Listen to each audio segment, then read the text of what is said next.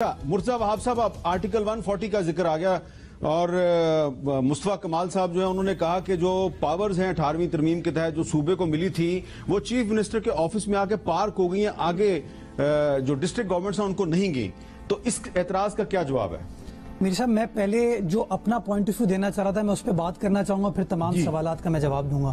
میں نے آپ کو کراچی کے اپنے حساب سے 3 بڑے مسائل بتائے اور when I explain this میرے خیال میں مصطفیٰ کمال صاحب بھی اس بات سے اتفاق کریں گے، وسیم اختر صاحب بھی کریں گے، کیونکہ دونوں نے ماضی میں کراچی شہر کو چلایا ہے۔ دیکھیں میں جب کہتا ہوں کہ کراچی کا ایک باس نہیں ہے، ملٹیپل باسز ہیں، یہ سب سے بڑی پرابلم ہے کراچی شہر کی۔ اگر کراچی کے اندر 17 ڈیفرنٹ میونسپل باڈیز ہیں، لینڈ اوننگ ایجنسیز ہیں، کسی ایک جگہ پر بھی آپ کو پانی کھڑا ہوا نظر آئے گا تو الزام لگے گا میئر کے اوپر، ناظم کے اوپر، وزیر بلدیات کے اوپر، وزیر اعلیٰ سندھ کے اوپر۔ تو ان چیزوں کو ٹھیک کرنے کی ضرورت ہے۔ میں اس کی مثال دے رہا تھا آپ کو کہ شارع فیصل پر ریلوے کی زمین ہے، اس ریلوے کی زمین پر گلستان ظفر سوسائٹی بنا دی گئی۔ ایک ہاؤسنگ سوسائٹی کس نے بنائی؟ پاکستان ریلویز نے بنائی۔ کس کا ادارہ ہے؟ وفاقی حکومت کا ادارہ ہے۔ اس کے اندر کوئی پانی کا نظام نہیں ڈالا گیا، سیوریج کا نظام نہیں ڈالا گیا۔ بارش ہوتی ہے وہاں پانی کھڑا ہو جاتا ہے، وہاں پر لوگ رہتے ہیں سینکڑوں کی تعداد میں، گھر ہیں وہاں پر، اپارٹمنٹس بنا دیے ہیں، کمرشل بلڈنگز وہاں بنا دی گئی ہیں، کوئی نکاسی کا پروسیس وہاں پر نہیں ہے۔ کس کی غلطی تھی؟ فیڈرل گورنمنٹ کی غلطی ہے، ریلویز کی غلطی ہے۔ الزام کس کے اوپر لگتا ہے؟ کہ ایم سی پہ لگے گا، کس پہ لگتا ہے؟ پروونشل گورنمنٹ پہ لگتا ہے۔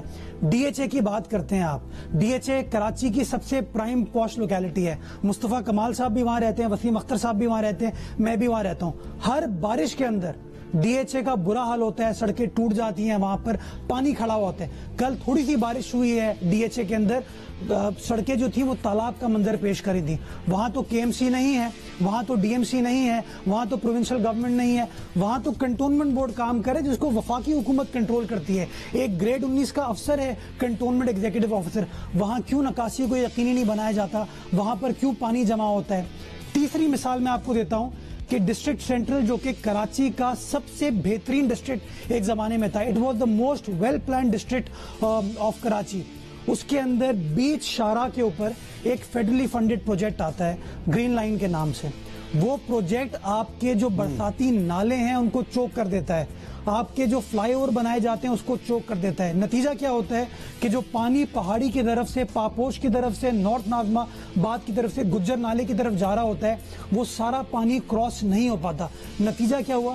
پانی وہاں پر جمع ہو جاتا ہے۔ تو میں سمجھتا ہوں کہ جب تک یہ کولیبریشن فیڈرل پروونشل گورنمنٹ کی ٹھیک نہیں ہوگی، جب تک میں سمجھتا ہوں ایک لیڈر نہیں ہوگا کراچی کے لیے، ایک ایڈمنسٹریٹر نہیں ہوگا، ایک باس نہیں ہوگا، تب تک مسائل حل نہیں ہو سکتے، بلیم گیم چلتا رہے گا۔ اس لیے میں سمجھتا ہوں کہ یہ جو کمیٹی بنائی گئی ہے اس کے اندر ہم یہ مدعا رکھیں گے فیڈرل گورنمنٹ کے سامنے کہ جو فیڈرل ادارے کراچی شہر میں، لیکن اس کے لیے ضروری ہے مرزا صاحب کیا اس کے لیے ضروری نہیں جو آپ نے سولوشن دیا ہے کہ جب تک کراچی کا ایک ایڈمنسٹریٹر نہیں ہوگا تو مسئلہ حل نہیں ہوگا؟ اس کے لیے ضروری ہے کہ پروونشل گورنمنٹ جو ہے وہ آرٹیکل 140 کے تحت جو ڈسٹرکٹ گورنمنٹ ہے اس کو اختیارات منتقل کرے۔ بالکل صحیح آپ نے میر صاحب، اس کی میں آپ کو وجہ بتاتا ہوں۔ ہمیں کوئی اعتراض نہیں ہے کہ لوکل گورنمنٹ سسٹم امپاورڈ ہونا چاہیے، لیکن اس کے اندر اکاؤنٹیبلٹی کا پروسیس ہونا چاہیے۔ میں آپ کو اس کی مثال دیتا ہوں۔ کراچی کے جتنے ادارے ہیں، اور یہ وسیم اختر صاحب ول سپورٹ دس آرگیومنٹ، جتنے ادارے ہیں اس کے اندر اوور امپلائمنٹ ہے۔ کے ایم سی تنخواہیں پے نہیں کر پاتا، پینشن پے نہیں کر پاتا، کے ڈی اے ہو، ایس بی سی اے ہو، واٹر بورڈ ہو، ان سب کے اندر اوور امپلائمنٹ ایشو ہے۔ اب میں آپ کو پرابلم بتاتا ہوں۔ 1998 سے لے کے 2005 تک Karachi water and sewerage board میں ایک بندے کو اپوائنٹ نہیں کیا گیا۔ 2006-2007 میں 5,500 بندے اپوائنٹ کیے گئے۔ کس طریقے سے اپوائنٹ کیے گئے؟ ان کی کیا افادیت تھی؟ کتنا پانی، کتنا سیوریج کا مسئلہ اس زمانے میں حل ہو گیا تھا؟ کتنا اضافی پانی Karachi water and sewerage board Karachi لے آئی تھی؟ 5,500 بندے 1.5 سال میں بھرتی کر لیے گئے۔ وہ کہاں ہیں وہ لوگ؟ تو جب تک آپ یہ اوور امپلائمنٹ کا ایشو ریزالو نہیں کریں گے معاملات حل نہیں ہو سکتے۔ اور وہ اوور امپلائمنٹ کیوں ہوئی؟ کہ آپ نے ایک اتنا پاورفل لوکل گورنمنٹ سسٹم دیا ہوا تھا جس کے اوپر کوئی اکاؤنٹیبلٹی پروونشل گورنمنٹ کی یا کسی اور ادارے کی نہیں تھی۔ تیسری بات میں آپ کو بتاتا ہوں، کمرشلائزیشن کراچی کے اندر ہوئی۔ 2003-2004 میں جو ہمارا بڑا امپاورڈ لوکل گورنمنٹ کا نظام تھا، اس نے کراچی کی شاہراہوں کو کمرشل ڈکلیئر کر دیا۔ نتیجہ کیا ہوا کہ کراچی کے اندر وہ پلاٹ جو کہ بہادر آباد میں خالد بن ولید روڈ پہ، طارق روڈ پہ، نارتھ ناگل آباد میں 2000 گز کے پلاٹ تھے جس میں ایک فیملی رہتی تھی، 2 فیملیاں رہتی تھیں. ان پلاٹس کو کمرشلائز کر کے گراؤنڈ پلس 20 کی بلڈنگ بنا دی گئی. نتیجہ کیا ہوا کہ آپ کا سیوریج سسٹم چوک ہوا، آپ کا پانی کا نظام چوک ہوا. کس نے وہ کمرشلائزیشن کی پالیسی نکالی تھی؟ کس نے اس پالیسی کو انڈورس کیا تھا؟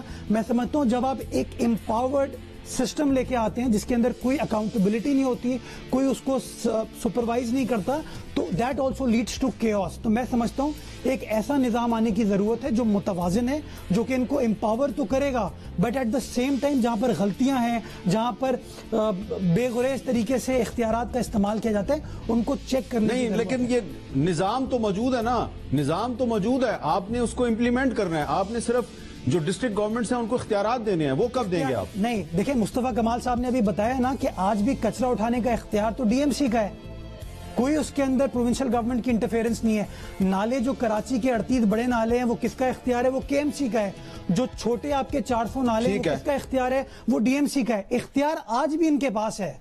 پرابلم یہ ہے اس وقت ان اداروں کے اندر وسائل کی کمی ہو گئی ہے. وسائل کی کمی کیوں ہوئی ہے؟ کہ ماضی میں آپ نے لوگوں کو بھرتی کرتے گئے، لوگوں کو آپ نے اپنے پرسپیکٹو سے روزگار فراہم کیا، نتیجہ یہ ہوا آپ نے ریونیو کو نہیں بڑھایا، آپ نے اپنے اخراجات کو بڑھا دیا.